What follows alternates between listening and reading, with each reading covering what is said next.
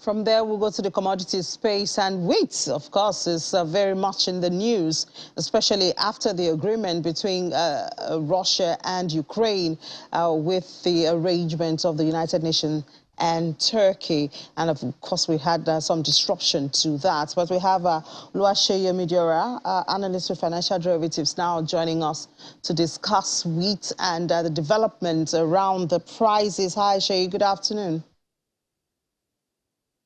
Good afternoon. Thank you for having me today.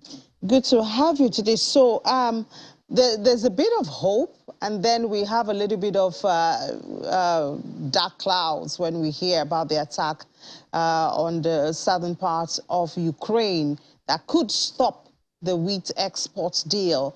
But do you think that this will be affected by, already we have seen, of course, the price of wheat tapered and then it went back up again. How do you see this affecting the price in the future? Do you see it going through?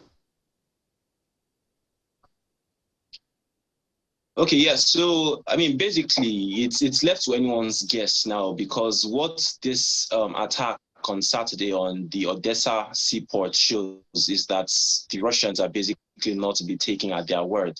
They are undependable, and it's definitely going to affect wheat prices because, as we both know, both these countries, Russia and Ukraine, are responsible for about 30% of global wheat exports. Russia is about the third largest producer and exporter, and Ukraine is about the 8th or 9th. So, of course, I mean, it's surprising that they went back on what was previously agreed, and it was basically just a day after. So, I mean, in terms of where it's going to affect prices, it definitely will affect prices, but it's a case of where we expect it to be. If, in the end, the prices end up, this deal, people think that the Russians might end up not reneging again on the deal, then we expect that prices will go down.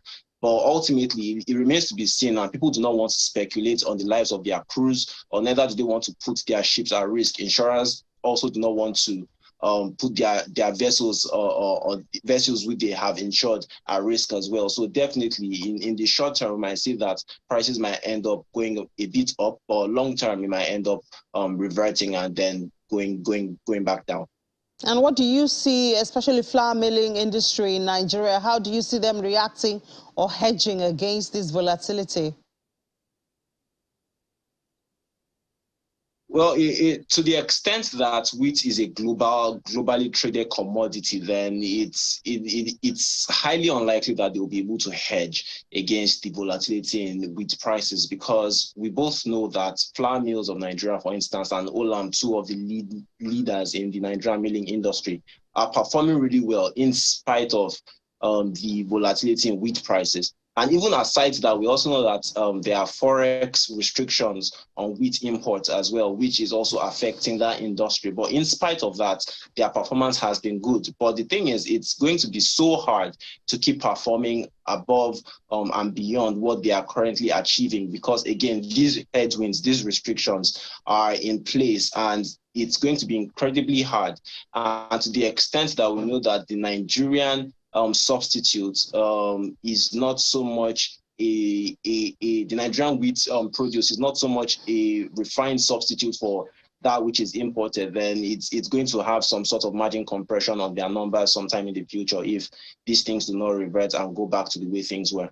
So you don't see Nigeria having a substitute in any near future?